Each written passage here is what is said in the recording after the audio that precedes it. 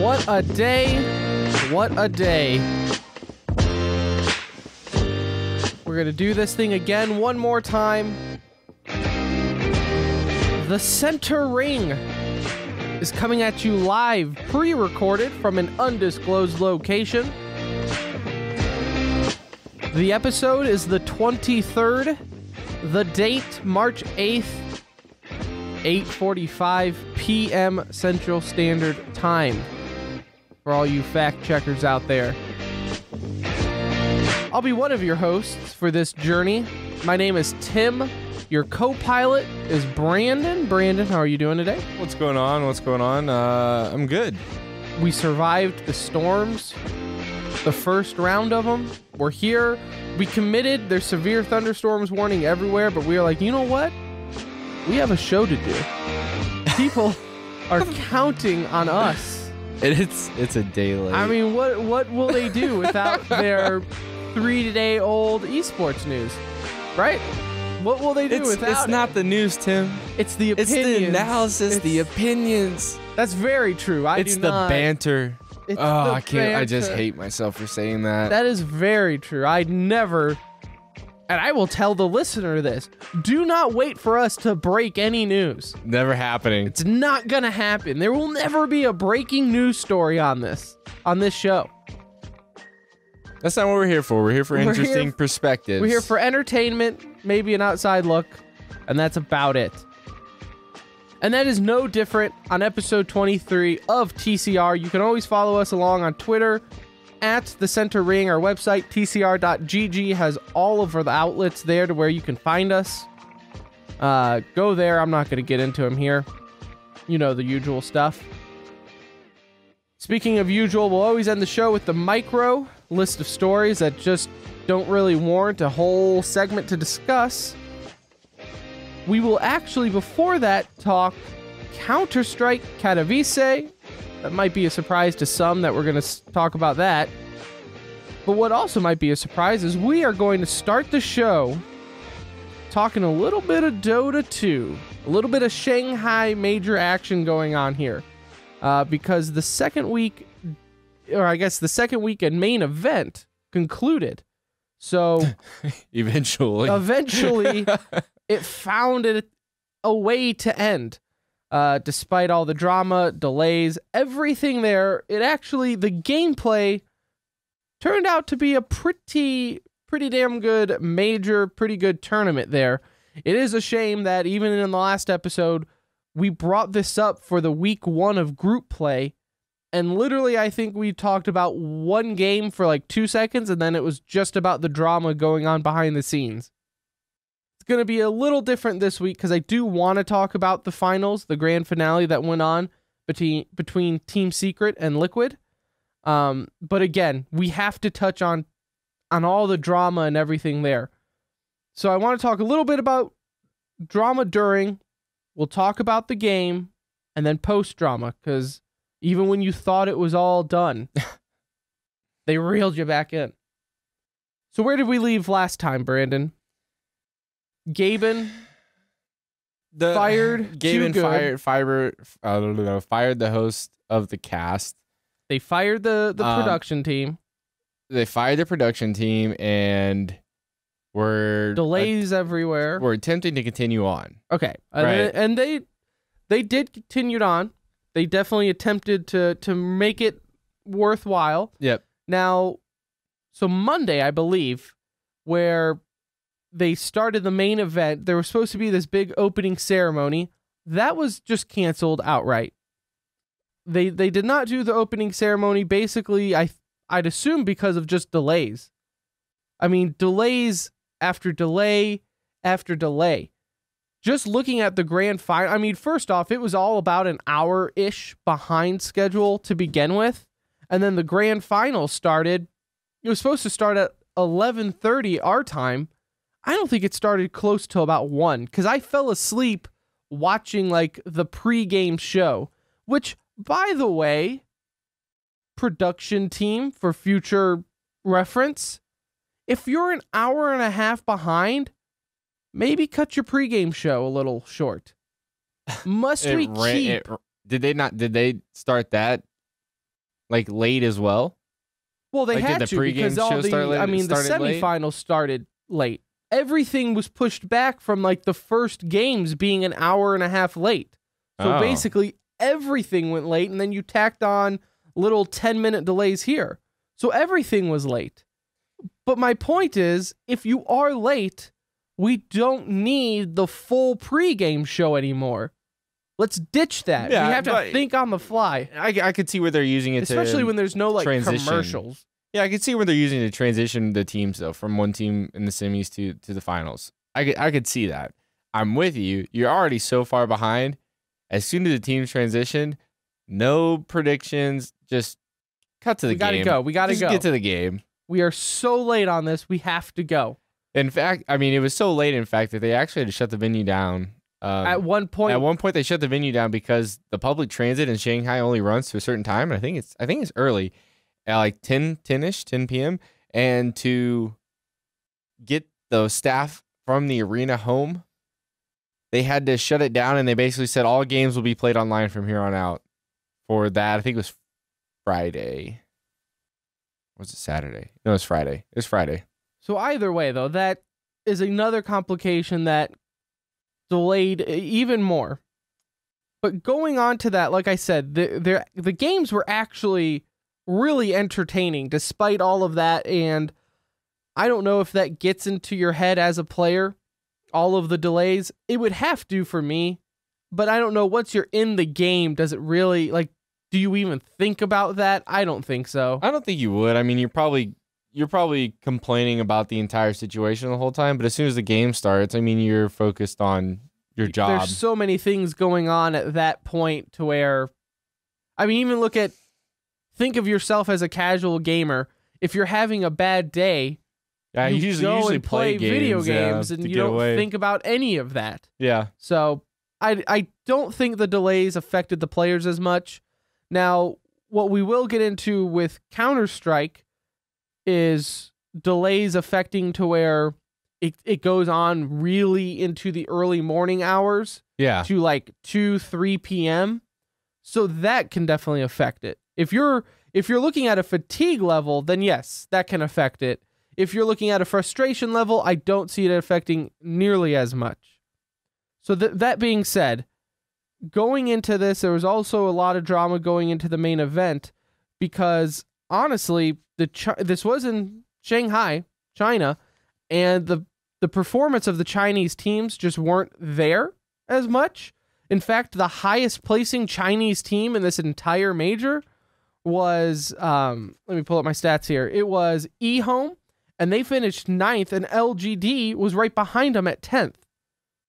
So that was the highest placing Chinese team. And some people said that like affected the crowd a little bit, that the fact that Chinese they were upset the fact that they didn't have a home team there. And typically Chinese are strong Dota 2 players, but they just somewhat fell short here.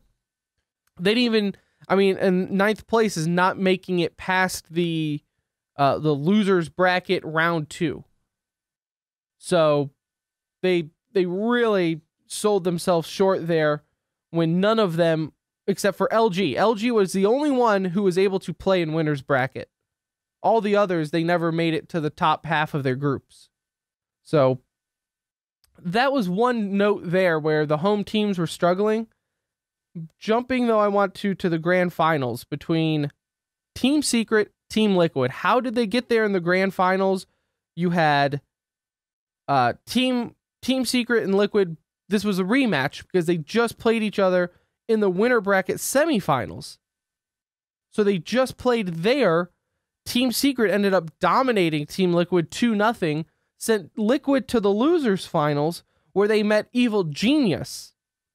Evil Genius, for whatever reason, they did win the international a few times ago, but for majors, they don't really... They lost in that same spot there in the losers bracket the last 2 majors at Frankfurt.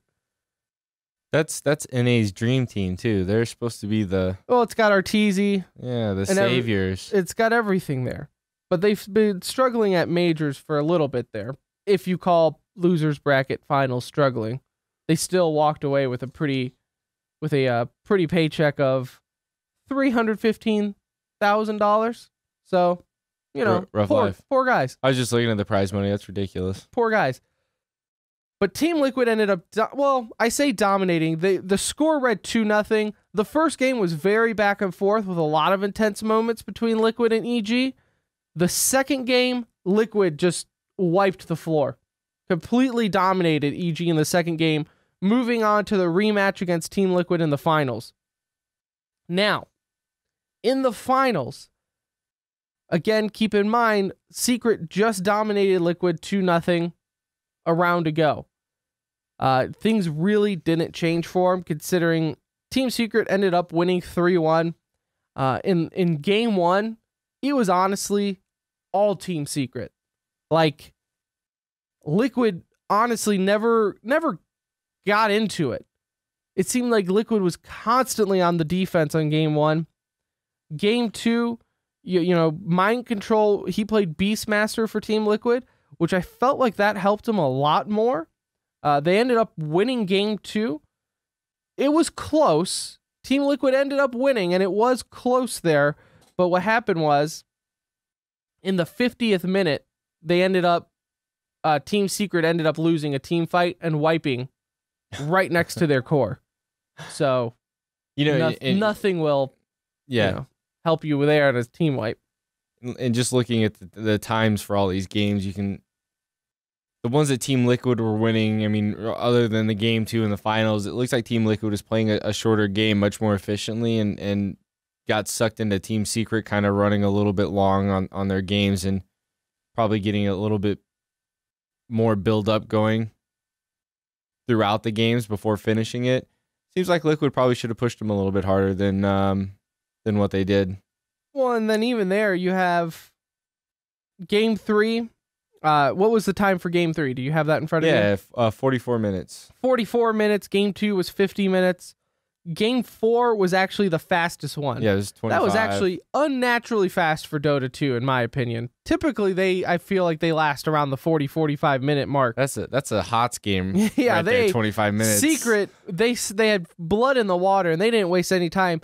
In game four, Secret was up they had a 10,000K gold advantage by the 15th minute, which is huge in Dota. I mean, you have to have that money where, you know, if your carrier gets sniped and if you're low on gold and your carrier gets sniped, that puts you back. It's almost like take back 5 minutes of work if your carrier gets sniped, because all that money is sitting on it and now it's gone. All that work you did to earn that item and send it to you is now gone when your carrier gets sniped.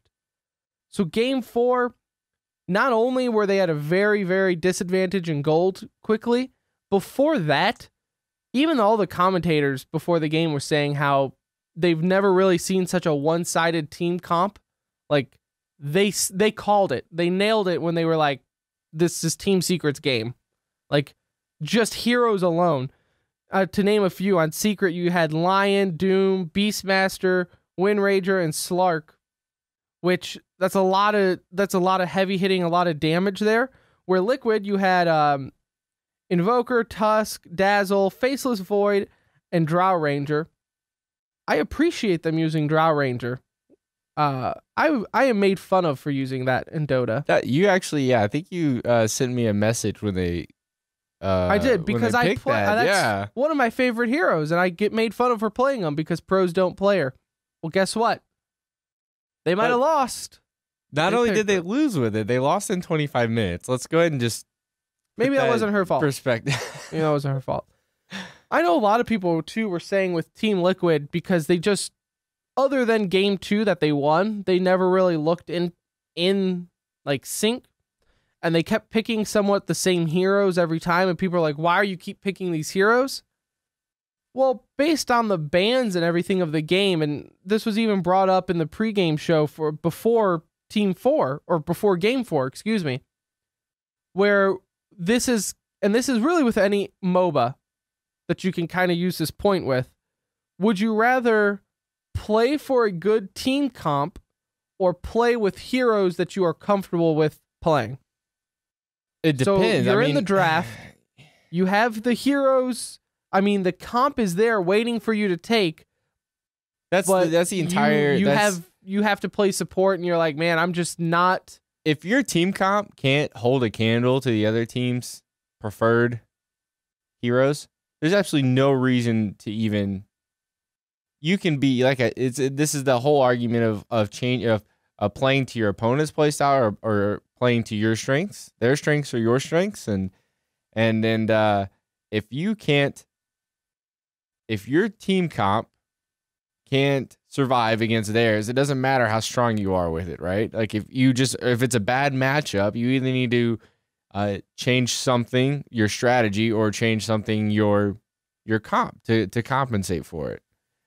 So I mean I have to kind of agree with the plebs on the outside that I don't understand why they would continue picking heroes that are clearly not good. Yeah, just not good. Disadvantage. Well, not good against the comp that they're facing. Because I think what we've learned in all MOBAs is that every hero has a place. Yeah. It's just how are you going to fit them into your strategy? And I would hope because that's why you constantly see the meta game change because people try new things and then they get counters. Like Drow Ranger, for instance, like I said, never really considered what you would want to pick in your could-be deciding game to go home at a major. But they felt that, maybe this is what they needed. I don't know. It's a tough decision when you're there. Do you want to play with players you're confident with? Or, like you said, where you're more so leaning towards... I said hopefully their hero pool isn't so limited. I mean, if you're looking at some of the games that they won, the heroes that they were playing when they won these were scarcely picked in the games against Team Secret, and that's in both games against Team Secret in the winners final and the grand final. Why they didn't kind of pull away from that? I mean, picks and bans obviously come into consideration. But I'm really surprised to see that they continued with the team comp that just wasn't working. And it definitely did not work out for them. Like I said, they ended up losing 3-1. They went home with still a pretty prize pool of 400,000. Secret ended up going home with a little over $1 million. Then, well, I say they went home. Huh. But it wasn't just like hey, here's your $1 million. We'll see you next time. Thanks for coming to Shanghai. We'll see you next time. No. So there was even more drama after the event, and everyone was trying to get home because there's another tournament right around the corner. And you have a little bit more on that because I know that's what you've been keeping up with. I love the drama. What can I say? After the tournament finally concluded, there's been two situations that have gone on, and one of them being that there was some miscommunication between Perfect World, do you have any of the backstory on Perfect World? Well, that's just the... Well, for our listeners, Perfect World is Valve's partner in China because China laws state that you have to have a Chinese company to sell your stuff basically in China. So, like, Valve has to have Perfect World. You have to have, like, a surrogate. Yeah. So, apparently there was some miscommunication between Perfect World and the hotel. Perfect World tells the hotel, go ahead and clean out the practice rooms. Everybody's gone. However, everybody was not gone. Everybody's stuff was cleaned out of the rooms, piled into boxes. When I say stuff, I don't mean... I think the most important thing computer-wise was somebody's laptop charger was in a mess of cords, which, I mean, that's easily mistakable. There was also some keyboards and mice that have gone missing and such like that. And, of course, players are crying foul and saying that it's stolen. The hotel said it wasn't stolen. These are the people that the hotel actually pulled the CCTV footage and the police were involved and they looked at it. Well, now, and I also read this before the show because Perfect World ended up, the owner of Perfect World ended up going to apologize to him and everything there because the hotel ended up hiring a third-party company to go and clean the rooms. Right. So it was not even the hotel's people cleaning out these rooms, which, to be honest, the whole situation's kind of weird to me. Like, why wouldn't you just let the players clean their own rooms in the sense of, well, so I think like, they're not checked out yet, so why? Right. Well, why are you going in there and moving their stuff out? That was what's surprising to me is like if the tournament isn't over yet and they're not gone, why is any of the stuff being touched? Like, I mean, you know, unless there's other agreements of getting the stuff out of there for rentals, like if they're renting the equipment, but still, I don't know why you would move anything without the players getting their own stuff out first. The biggest thing that went missing, of course, was keys to a Maserati. What ROTKs?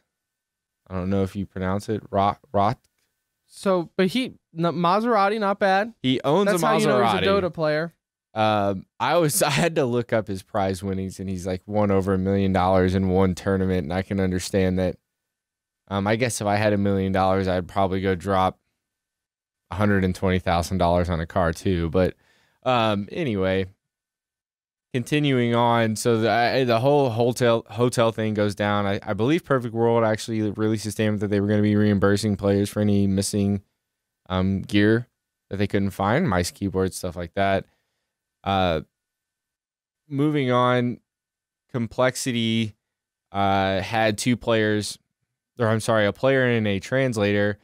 Player Zach got food poisoning, which I messaged you when I found this out, and I don't understand why these players are eating anything from street vendors in these other places.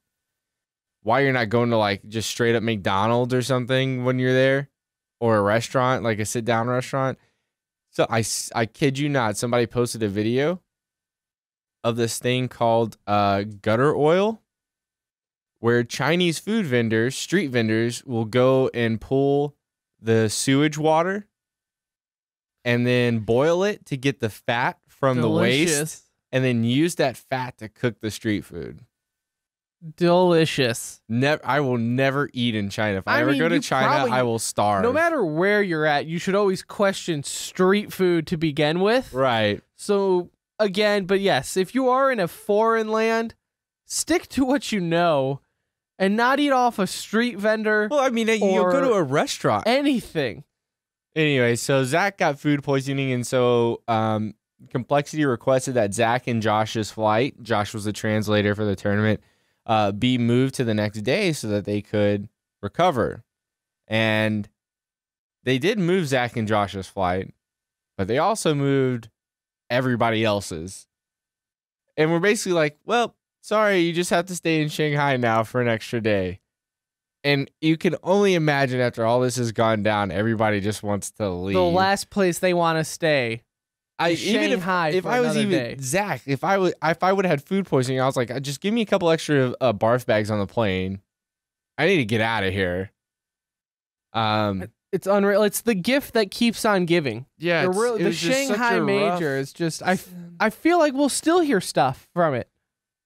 Well, now all the players are getting home, and some of them are releasing blog posts and twit-longers. Well, because now that it's over, yeah, everybody can talk about it. They can be a little bit more open and everything there. So I'm sure it's not the end of it, because I'm sure some player will unpack his bag and realize something's missing, or something to do with prize money, or something. Something's going to happen still.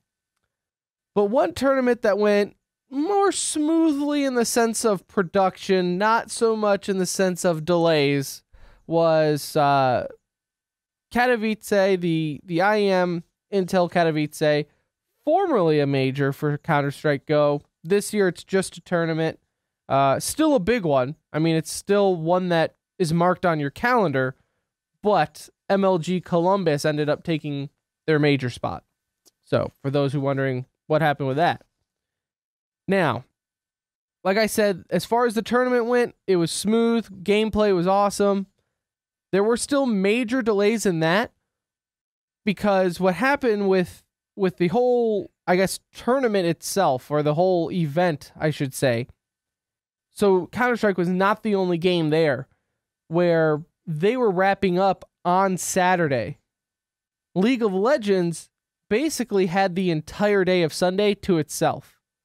The organizers made it to where League on Sunday was the main event. So that way, no hiccups or anything there.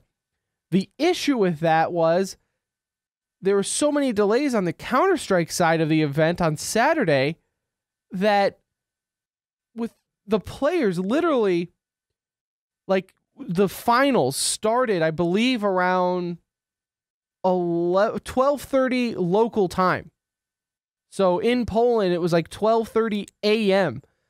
The finals didn't end, I believe, till around 3:30, meaning they probably didn't make it back into the hotel and, you know, like Fnatic and all the players after they won around 4:30. So at that point, it's like they can't even enjoy their victory because the delays pushed it so far. I mean, at that point, you are not up late. You're up into early morning. Like, people are getting up around 4:30 if they work early. So those delays were ridiculous. And I think it's, and even Thorne mentioned this on his thoughts video, where it's just not right to have the players play that late. I understand League has the venue for Sunday, but at what point do you say, hey, we just have to push this thing back? We played the semifinals. It was over by 12 midnight. We need to push this to the next day. At some point, it has to start happening. I know MLG ended up basically revamping the way their schedule is going to work for the Columbus Major, basically in response to the delays. Yeah, they moved some games from Friday over to Saturday, so Friday night's not going to last quite as long. But Saturday starts earlier. Saturday's going to start earlier, but everybody's going to get out by, hopefully, they said, like, worst case scenario, like 8:30, 9 o'clock at night. That's enough time to go grab a beverage and food and then still make bed before you. Yeah, just have that down period to where you can just relax a little bit, relax and move on. And again, this is not, to me, the delays. Yeah, it's ridiculous at that level of competition where you're asking players to play 15 hours a day. But also think of the fans in the stadium. Think of the stadium and the event organizers themselves, where they're trying to sell food and everything in a 15-hour block. Like, nothing is going to work out there. Yeah. And especially where at the stadium for Katowice, where they were having, you know, supposedly not good food. I can't imagine. That's what they were saying, that the food. I was wonder not if esports the people greatest. just have like an unnatural desire for like concession stand food. Like, if they just don't understand that it's concession stand food and it's going to be A, expensive, and B, not very good. It's from a concession stand. I mean, it's sitting under warmers. Especially you have a 15-hour event. It's sitting under a warmer for 12 hours. When we go to a hockey game for 3 hours, it's 3 hours. Okay, I can afford a $5 hot dog. Yeah. That will add up after 15 hours of sitting there. I'll have like 10 hot dogs, and that's a lot of money on just hot dogs. But where that became an issue is, so kind of going through here, obviously it was in Poland. The home team, Virtus Pro, had almost everyone in that stadium was there to watch their home team play. Virtus Pro did not play well. They ended up leaving 6th place. I think the days of the Virtus Plow are done. They've been struggling this year. They've had an awful 2016 where I don't know if roster moves is the right thing to do, but I don't know. And this is, I don't want to go off too big of a tangent, especially because it's part of the micro, but there is a certain pool of talented Polish players that they can now pick from if they need to make a roster change. And maybe that's the direction that they're going to go in, but they have to revamp something. I mean, no, the teams they ended up being below. I mean, it's nothing to Tempo Storm. That team is confusing to me. So you fail to qualify for MLG, but then you dominate teams at this tournament. Tempo Storm is strange. And my thing with Tempo Storm is, it's literally Luminosity Light, right? So I don't know how much of a assistance they get from Luminosity. I mean, I know Fallen is kind of taking them under his wing and is teaching them strategies and everything like that. I bet you it's a lot, dude. But because when they go over there, think of it. They're the only Brazilians there. That's true. I mean, they're going to hang out with each other all the time. And one of the was it Moses? It was either Moses or Anders brought up the fact that it's kind of benefiting Luminosity to have almost this minor league team, right? So I don't want to call them minor league in the sense that they're worse, like they're worst tier. They're obviously hanging with some incredible teams. But Fallen can watch them play these teams and say, like, hey, why don't you guys try this? See if it works. That didn't work? Okay, well. Yeah, you got the round loss for it. And I'm sure Fallen is not, he seems like a genuinely nice guy. He's just trying to help. But to think that he doesn't say, this might work, and if it does, then he uses it, and if it doesn't, then it's kind of an interesting experiment dynamic he's got with them. It's definitely food for thought in the sense of, if they are friendly with him, he basically has a buffer to feed him information from this other team now. Yeah. That being said, watching Tempo Storm and the way that they've came up so quickly and had an off time for MLG and now they were playing, I'm not saying that they're hacking, but in 2 months, if the story breaks that somehow they were hacking at this tournament, I'm not going to be surprised. I don't think they're hacking. I don't think they're hacking. Those are heavy allegations, my friend. The way they play, I don't know if it's they do have some weird positioning, which I think helps. In their defense, I think the way Tempo Storm is playing is unlike what other people have seen. People are so used to the way the Europeans play, where it's just, to be honest, where they're going to be if you're charging A or B on any map. Right. You know where they're going to be. See, they got a little bit of the unknown. Yeah, Tempo Storm is they're always standing near it, but a little bit off to where people normally stand. Playing the old off angles. Yeah, it's the challenge of the unknown that I think is really working for them. You had Navi and Astralis. They came 3rd, 4th. Grand final for this one was Fnatic versus the other Brazilian team, Luminosity. Luminosity ended up knocking out Navi, who ended up knocking out Tempo Storm, which put them in the grand final against Fnatic, which was basically I feel is what you're going to see at almost every final now. Fnatic is just so far above and beyond every other CS team. I told you, man, it's Fnatic versus the world. Don't even try. Let's not let the other European teams take credit for what Fnatic is doing right now. And it's not to say that Luminosity didn't put up a fight. They took the 1st and the 3rd map to overtime.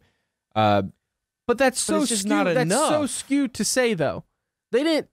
They took the map to overtime, yes, but the way it went was because they should have, honestly, Luminosity should have won. That third game on Inferno, Luminosity had a 12-win CT side and didn't manage to close it out. Well, look, okay, so map 1 on Overpass, LG 12-3 first half. Okay, and you just said it. Map 2 on Cash. Fnatic. They just got wrecked on Cash. Yeah, that was dumpstered. The match ended 16-3. I don't know what happened with that one. Dumpstered. That was ugly. And then, like you said, though, on map 3, same thing. LG started with a 12-3 first half. And then Fnatic ended up coming back, getting the 15 wins, and then that's when LG took it to overtime. So, congratulations for taking it to overtime, but it should never have gotten to that point to begin with. I know people are freaking out saying, oh my God, I can't believe they took it to overtime, the clutch. There's no clutch. No, I'm sorry. They just held on to not lose in regulation. Right. The saying where the only time a goalie makes an amazing save is because he was completely out of position to begin with? Right. It's the same thing. Yeah. The only reason it was so impressive that they could even take it to overtime is because they blew a 12-3 lead to begin with. Yeah. No, you're right. So, like, I want to pump the brakes on that one. I mean, yeah, they deserve to be where they're at. I'm just saying, to say that they took it to overtime makes it seem like they're the ones who came from behind. No, it was Fnatic making an epic comeback. 2 out of 3 maps. So, and then LG blowing it. It's amazing just how much better Fnatic is than everybody else. That the Dennis and Crims and Olafmeister, they've got these like pairs going on where they don't need everybody alive, right? So they'll have 2 people that just work together really well in any particular round and just kind of roll over everybody. Well, and then JW with his op and Dennis, I mean, that accusation when they picked him up, it's like they didn't miss a beat picking up Dennis. Yeah. There was no learning curve when they picked him up. So it's insane. I had a friend text me saying, like, what makes Fnatic so good? And honestly, I don't know how to answer that. Like, I don't know what makes them so good. The only thing I can say is when watching Fnatic compared to other teams, it's like Fnatic is sitting there just having fun. Where it's almost like to the point, though, where like they're just toying with the other team. Like almost sadistically having fun playing this game. Right. Where it's almost like, guys, look, well, when you're on the kind of streak they're on, how can you not be having fun? I mean, they probably were sweating a little bit in those 2 maps, right? That they ended up going to overtime to win it. But when you pull that like 18th win, you've got to be having a blast. It's almost like they have to laugh at themselves on how they did it. And like you said, they are on a 6 LAN winning streak. So they have to have every confidence in the world to say, you know, we're down 12-3 going into the other side. But this is Counter-Strike. If they were able to win 12 on T side, what says we can't either? And sure enough, they ended up doing it and winning both times. On the 3rd map, it was, you know, again, that was another overtime that we were discussing, but it just, Fnatic is so unreal right now. I really do think it's Fnatic versus the world.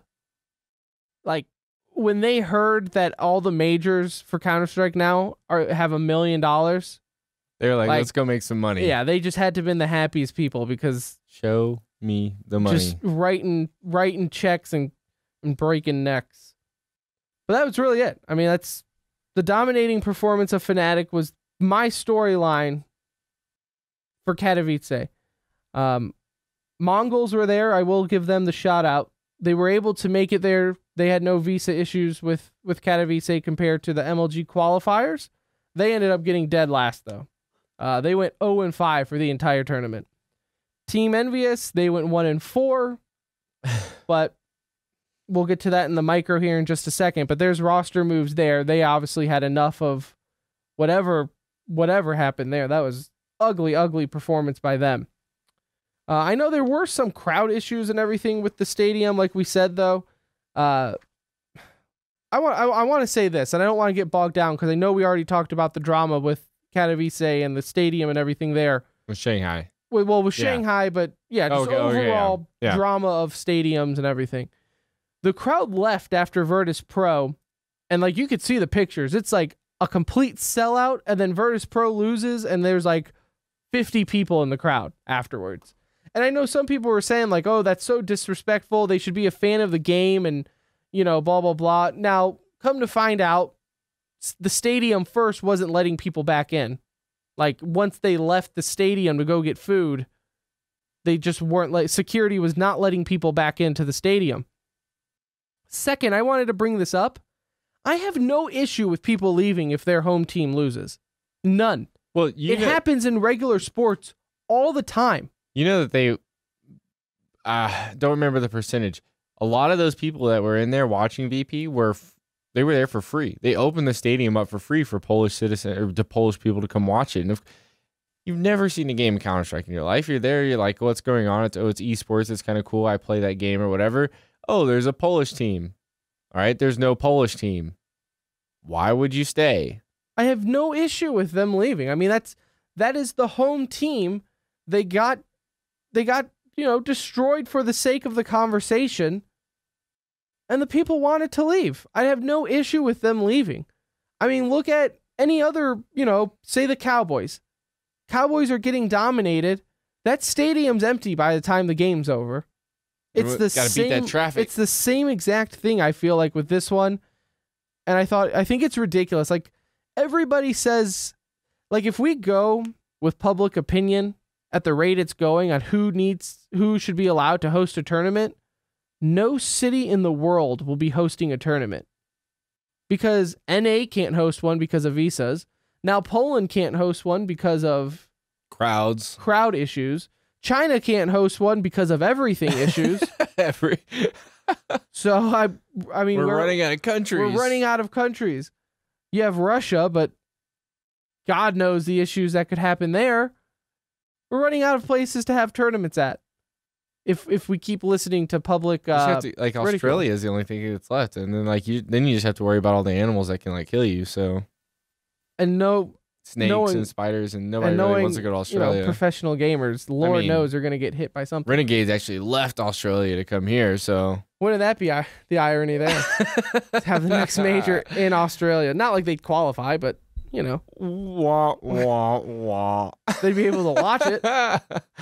I did want to bring this up, though. So just because I pulled the audio and I worked really hard on it, FNX ended up, this was on Cash, second pistol round. So second half, first round. There you go. I had to do some long division to figure that one out. FNX, it was a 2v1. He already had 3 kills, and Anders is calling this game. So he ends up, getting the clutch, planting the bomb, winning the round and everything. But listen to Anders and see if you can figure out what he says. This is such a big risk right now, and Fnatic, they're just not buying it. Now they must have heard him, and they're going to make the rotation, but the problem is now when he plants, he can't make it out, and he's stuck in here.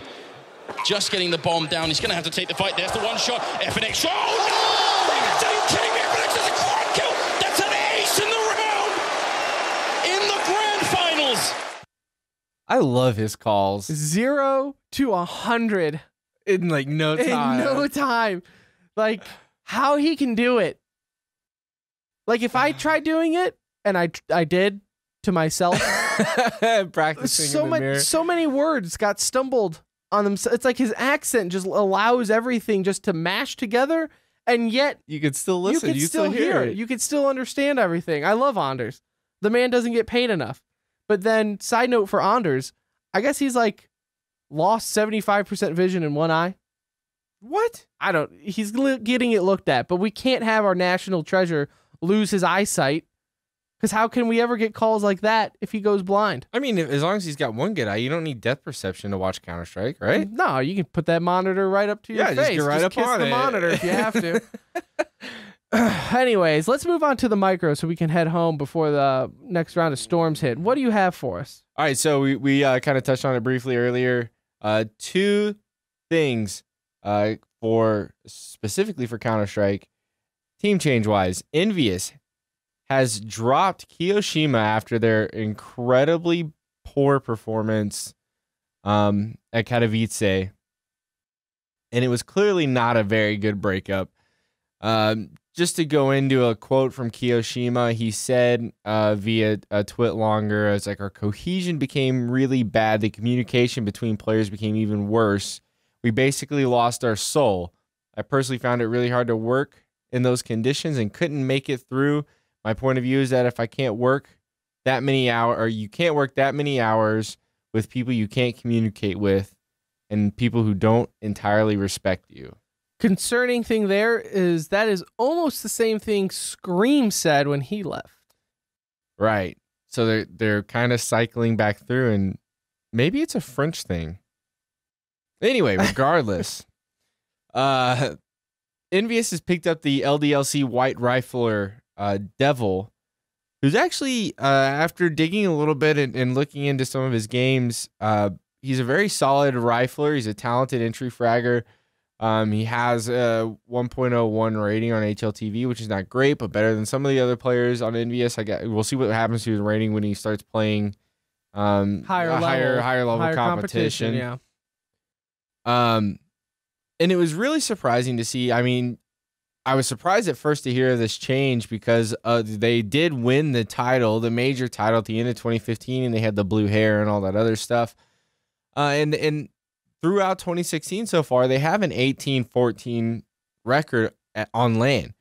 So, I mean, it's not, I mean, they've crashed and burned at a few of them, but it's not like they've been doing like awful. They've been pretty middle of the pack, but I guess if you're the major, the last major winner, that's not quite enough. Well, I think it's also how his statement was saying, where it's a lot of hours to go with if you just don't like the people you're working with. True. So I think not only if you have a poor record, but I think if everybody's mentally checking out because one person is not getting along with the others, yeah, then you just have to get rid of that weak link and move on. Whether or not, no matter what the record is, if it's creating that much tension to, who knows if their 1-4 record at Katowice was kind of a result of that right, internal not drama of just checking out, not supporting him in game because, you're subtly telling him to F off. It could be all that drama there. My one thing for the micro, actually, I don't want to jump out. Yeah, you have one other roster move. Continuing down that same path I touched on earlier, VP now has a small pool of Polish players to pull from.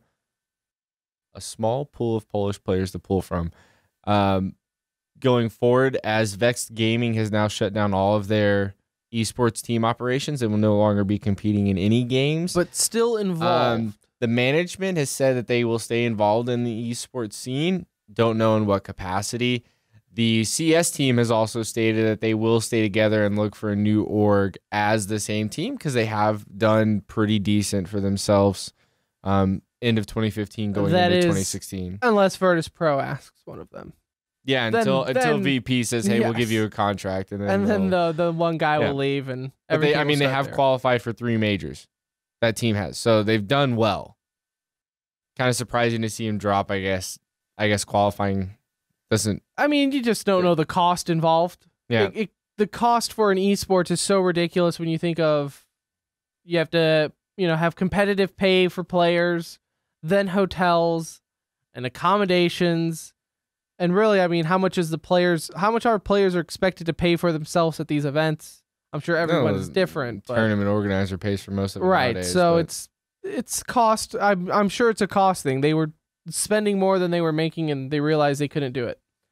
My one thing here is Dota, in the shadows of Shanghai, did announce their next major, and that is in none other than the capital city of the Philippines, Manila. Have you ever heard of the city Manila? I've not heard of the city, just the folder which we discussed earlier. And now I'm gonna have to figure out why it's called a Manila folder. Yeah, well, that's gonna be the next Dota 2 major there. I don't know. I honestly don't know. I'd be cool, I guess. The Philippines. I'm sure it will be a hit. I'm sure it will be a smooth sailing. Really, coming off of Shanghai, nothing could be as worse as Shanghai. So no, and Philippines are a lot more lax on their regulations and stuff, so it should be easier to actually host a tournament there.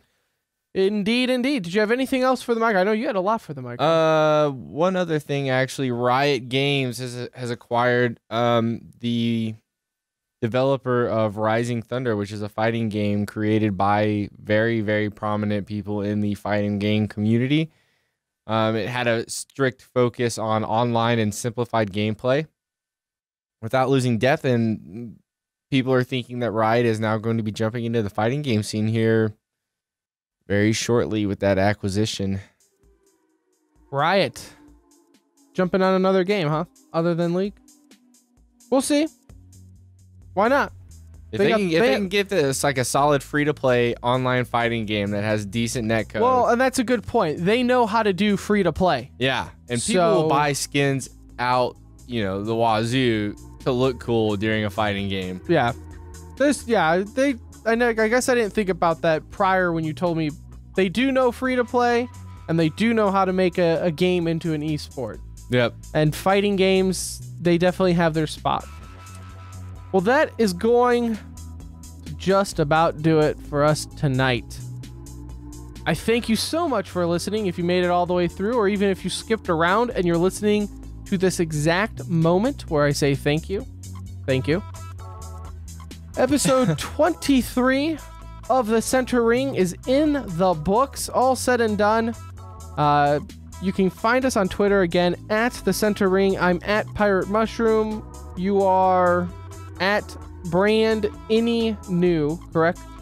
Yeah, good job. No, that's good. Good work. Good deal.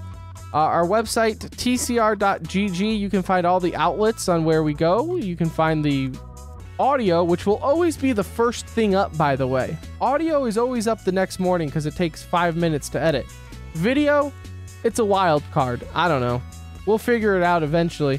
Eventually, we will actually have just a video camera recording us talking, and we don't have to edit anything. That's the dream right there.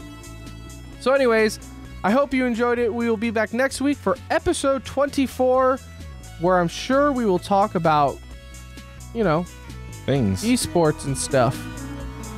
Mainly and stuff.